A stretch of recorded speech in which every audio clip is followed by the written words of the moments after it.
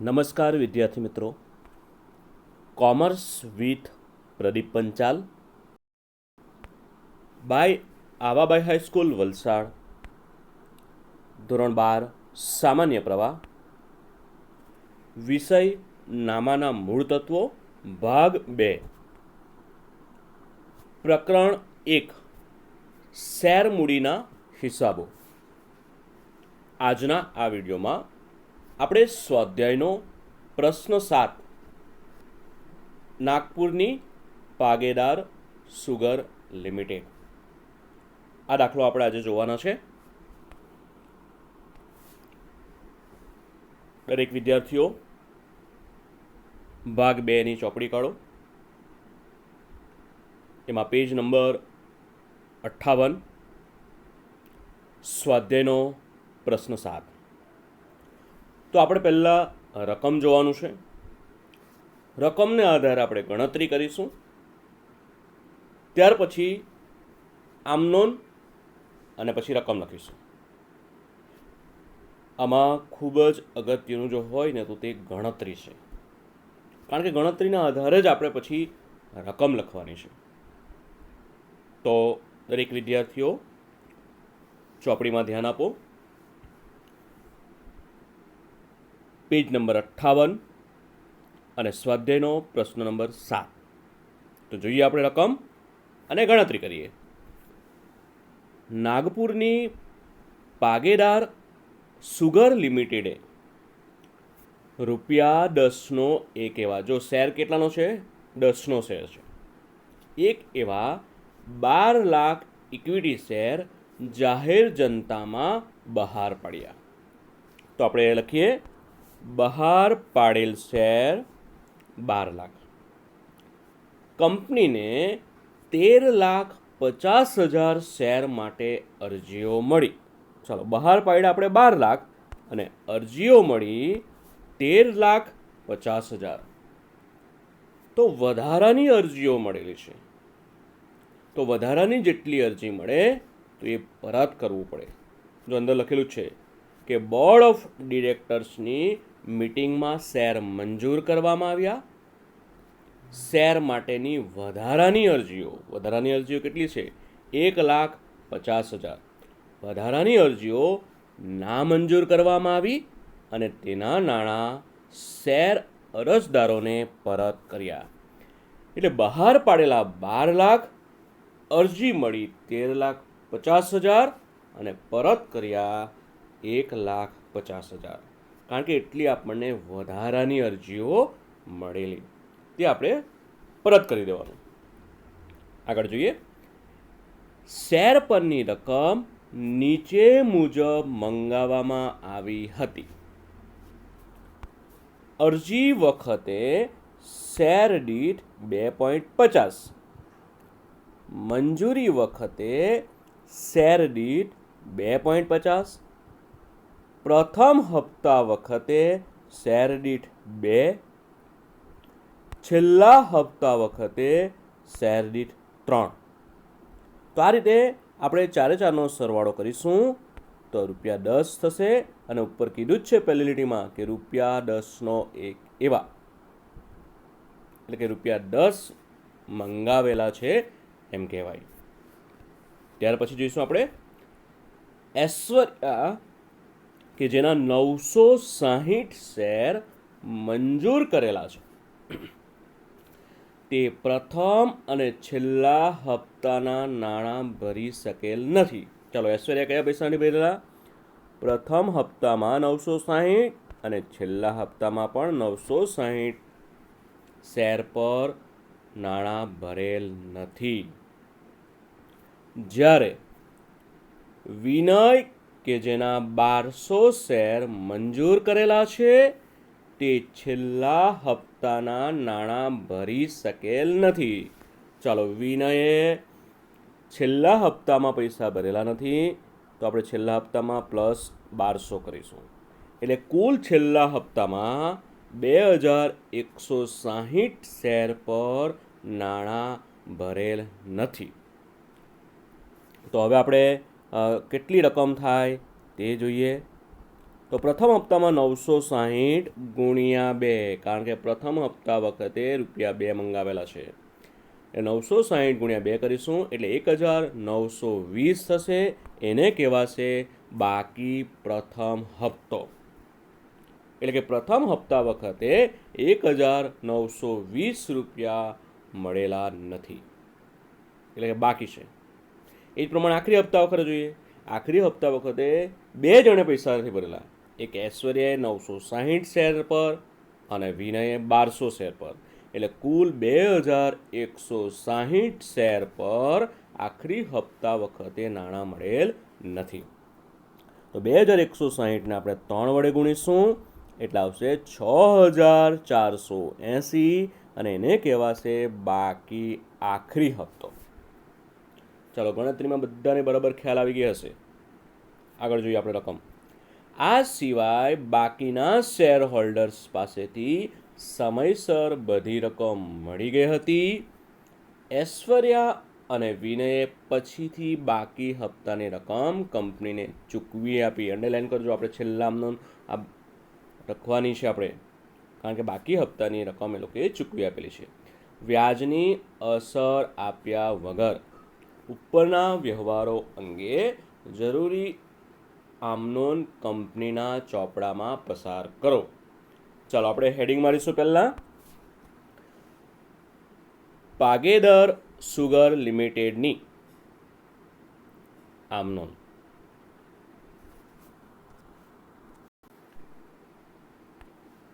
ખાના પાડીશું. તારીખ, વિગત, ખાપા, ઉધાર અને જમા. ચાલો, સૌથી પહેલાં આપણે અરજીની 2 આમનોન લખીએ. પહેલાં સાદી આમનોન લખીએ, પછી એમાં કંઈક વધારાનું હોય તો આપણે અંદર એડ કરવાનું. સાદી આમનોન દરેક વિદ્યાર્થીઓને આવડે જ છે. જોઈએ પહેલી આમનોન. બેંક ખાતે ઉધાર તે ઇક્વિટી શેર અરજી ખાતે. બીજી આમનોન. ઇક્વિટી શેર અરજી ખાતે ઉધાર તે ઇક્વિટી શેર મૂડી ખાતે. ચાલો, અરજીમાં 2.50 છે. ખાસ અગત્યનું, આપણે બહાર પાડેલ 12 લાખ શેર, અરજી મળેલી આપણને 13,50,000ની અને આપણે પરત કરી દીધા છે 1,50,000. તો પરત કરીએ તો બીજી આમનોનમાં આપણે પરત કરી દેવાનું અને તેમાં લખવાનું તે બેંક ખાતે. હવે ખૂબ અગત્યનું જે છે તે છે રકમ. ચાલો, પહેલી આમનોનમાં આપણે જ્યારે લખીએ તો જ્યારે જેટલી અરજી મળેલી હોય એ આપણે લખવાનું. તો અરજી મળેલી છે આપણને 13,50,000 શેરની અને અરજી વખતે મંગાવેલા છે 2.50. તો આ બેનો ગુણાકાર કરો. 13,50,000 ગુણ્યા 2.50. ચાલો, એટલે બેંક ખાતે ઉધાર આવશે 33,75,000. હવે એ આપણે જમા કરી દઈશું 75,000. હવે તે જો પહેલી આમનોનમાં જમા શું છે? ઇક્વિટી શેર અરજી જમા છે. બીજી આમનોનમાં ઉધાર શું છે?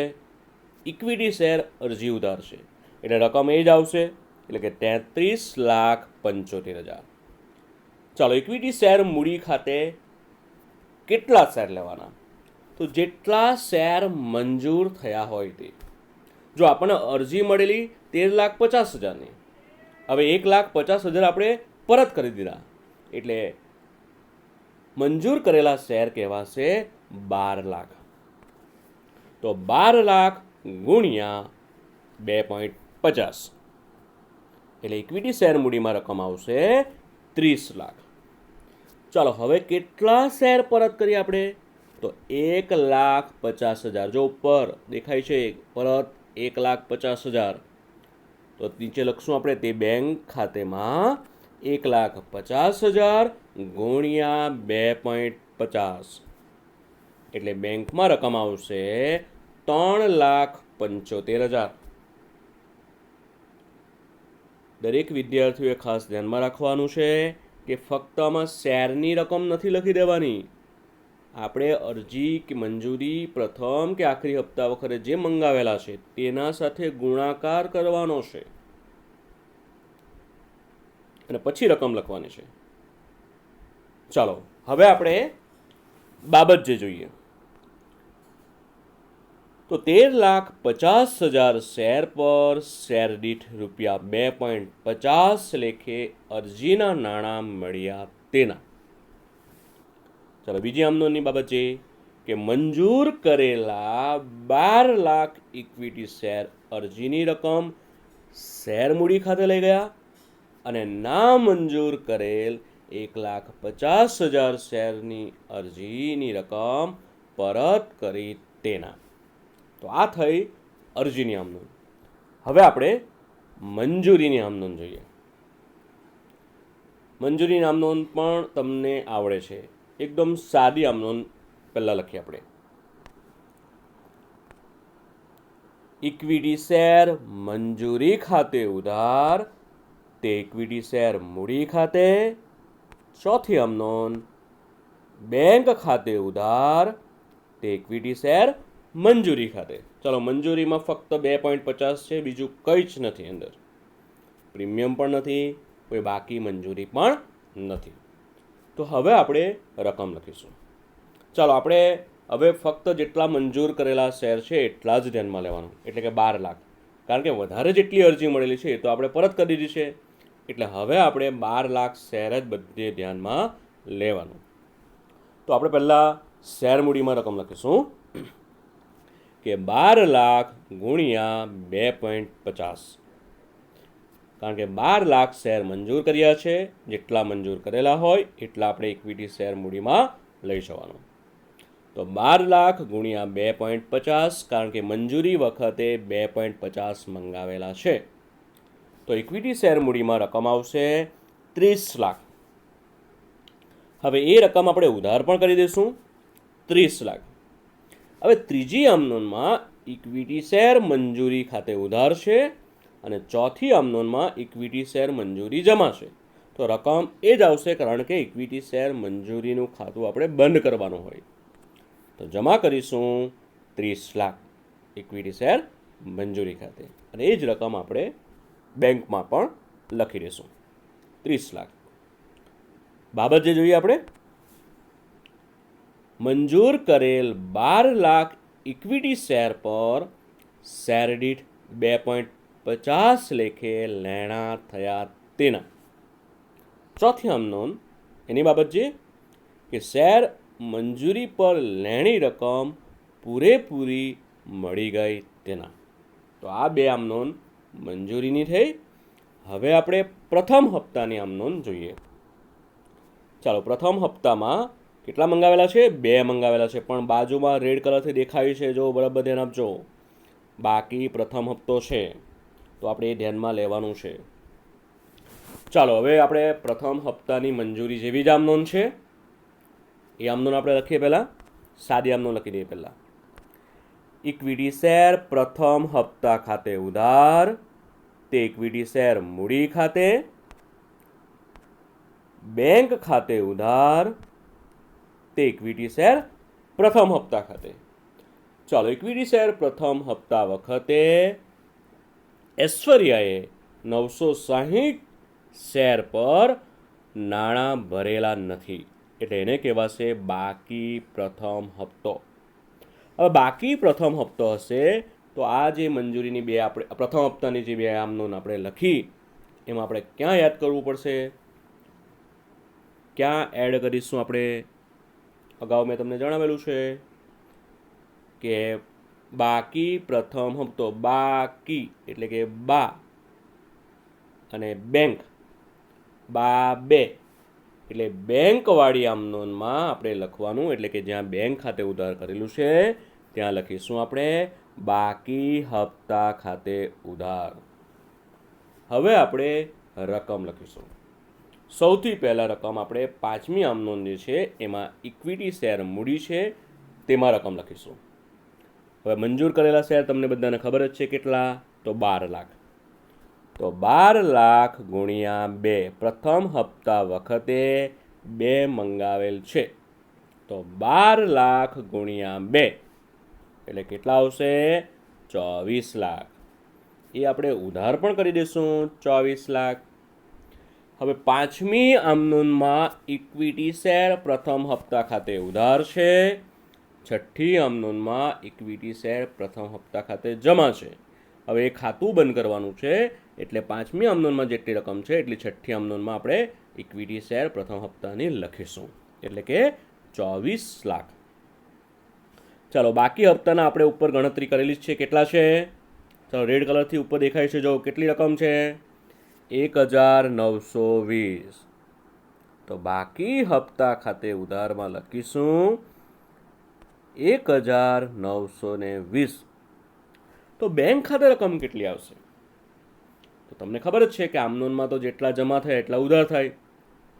તો જમા થયા છે 24 લાખ અને ઉધાર છે 1920. તો 24 લાખમાંથી આપણને 1920 બાદ કરશું એટલે મળશે 23,98,080. તો એટલા રકમ આપણને મળેલી છે એમ કહેવાય.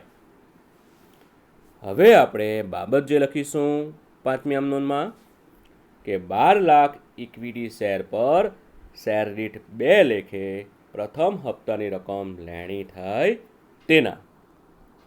એ જ પ્રમાણે હવે છઠ્ઠી આમનોંધની બાબત જે લખીશું કે શેર પ્રથમ હપ્તા પેટે મંગાવેલ રકમ ઐશ્વર્યા પાસેથી 960 શેર સિવાય બાકીના શેર પર પૂરેપૂરી રકમ મળી ગઈ તેના. તો આ થઈ પ્રથમ હપ્તાની 2 આમનોંધ. આમાં એક વધારાનું આવ્યું છે, બાકી પ્રથમ હપ્તો. હવે આપણે આખરી હપ્તાની આમનોંધ જોઈશું. ચાલો, આખરી હપ્તાની આપણે 2 આમનોંધ જોઈએ. એમાં પહેલાં આપણે સાદી આમનોંધ લખીએ, પછી અંદર જે એડ કરવાનું હોય તે એડ કરીશું. ઇક્વિટી શેર આખરી હપ્તા ખાતે ઉધાર તે ઇક્વિટી શેર મૂડી ખાતે. બેંક ખાતે ઉધાર તે ઇક્વિટી શેર આખરી હપ્તા ખાતે. ચાલો, આખરી હપ્તામાં તમને બાજુમાં ઉપર ગણતરીમાં દેખાઈ રહ્યું છે રેડ કલરનું કે ઐશ્વર્યાએ અને વિનયે, ઐશ્વર્યાએ 960 શેર પર અને વિનયે 1200 શેર પર નાણાં ભરેલા નથી. તો એ 960 પ્લસ 1200 એટલે 2160 પર આખરી હપ્તાના ₹3 લેખે 6480 મળેલા નથી. તો એને કહેવાશે બાકી આખરી હપ્તો. તો આ બાકી આખરી હપ્તો આપણે કઈ આમનોંધમાં એડ કરીશું? તો બાકી હપ્તો એટલે બેંકવાળી આમનોંધમાં, એટલે 8મી આમનોંધમાં આપણે લખીશું બાકી હપ્તા ખાતે ઉધાર. ચાલો, હવે આપણે રકમ જે લખવાની છે ને તે ખૂબ અગત્યની છે. તમને ખબર જ છે કઈ આમનોંધ આપણે લખીએ? ઇક્વિટી શેર મૂડીની જે છે આમનોંધ, એમાં આપણે પહેલાં રકમ લખીએ. ચાલો, મંજૂર કરેલા શેર 12 લાખ અને આખરી હપ્તા વખતે મંગાવેલા છે 3. તો 12 લાખ ગુણ્યા 3 એટલે ઇક્વિટી શેર મૂડીમાં આવશે 36 લાખ. એ આપણે ઉધાર કરી દઈશું 36 લાખ. હવે 7મી આમનોંધમાં ઇક્વિટી શેર આખરી હપ્તા ખાતે ઉધાર છે અને 8મી આમનોંધમાં ઇક્વિટી શેર આખરી હપ્તા ખાતે જમા છે. તો આ ખાતું બંધ કરવા માટે આપણે જમા 36 લાખ લખશું. ચાલો, 8મી આમનોંધમાં આપણે હવે ઉધાર કરવાનું છે. એમાં બાકી હપ્તા ખાતે ઉધારમાં કેટલી રકમ તે આપણને ખબર છે, કારણ કે આપણે ઉપર ગણતરી કરેલી છે. ચાલો, ગણતરીમાં કેટલા છે બાકી આખરી હપ્તો? 6480. હવે બેંક ખાતે ઉધાર રકમ લખીએ તો જમા 36 લાખ છે, એમાંથી ઉધાર 6480 બાદ કરશું એટલે આવશે 35,93,520. તો એટલી રકમ આપણને આખરી હપ્તા વખતે મળેલી છે એમ કહેવાય. હવે આપણે બાબત જે જોઈએ કે 12 લાખ ઇક્વિટી શેર પર શેર દીઠ 3 લેખે આખરી હપ્તાની રકમ લેણી થાય તેના. 8મી આમનોંધની બાબત છે કે આખરી હપ્તા પેટે મંગાવેલ રકમ આશા પાસેથી 960 શેર ઐશ્વર્યા પાસેથી અને વિનય પાસેથી 1200 શેર સિવાય બાકીના શેર પર પૂરેપૂરી મળી ગઈ તેના. તો આ થઈ આખરી હપ્તાની આમનોંધ. ચાલો, અહીંયા બધી આપણી આમનોંધ પૂરી થઈ ગઈ. ચાર અરજીની 2, મંજૂરીની 2, પ્રથમની 2, આખરી હપ્તાની 2, એટલે કુલ 8 આમનોંધ થઈ. પણ અંદર કીધું છે જો છેલ્લા પેરેગ્રાફમાં જોજો, છેલ્લેથી બીજી લીટી, કે ઐશ્વર્યા અને વિનયે પછીથી બાકી હપ્તાની રકમ કંપનીને ચૂકવી આપી. તો એ આમનોંધ જોઈએ આપણે.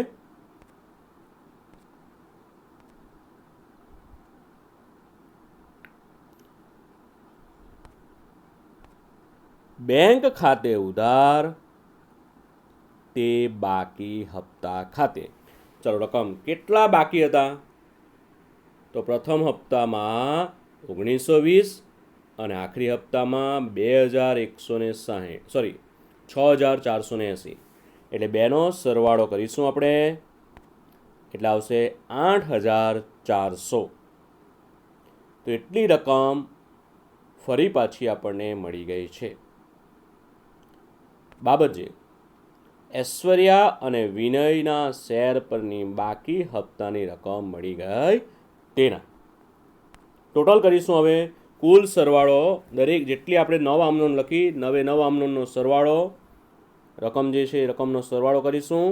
તો સરવાળો આવશે 2,47,400. જમામાં પણ એટલો જ આવશે, 2,47,58,400. તો આ દાખલો દરેક વિદ્યાર્થીઓએ નોટમાં લખી દેવાનું છે. હવે આ જ પ્રકારનો દાખલો છે, ઉદાહરણ 4, એ પણ તમારે નોટમાં કરવાનું છે. Thank you.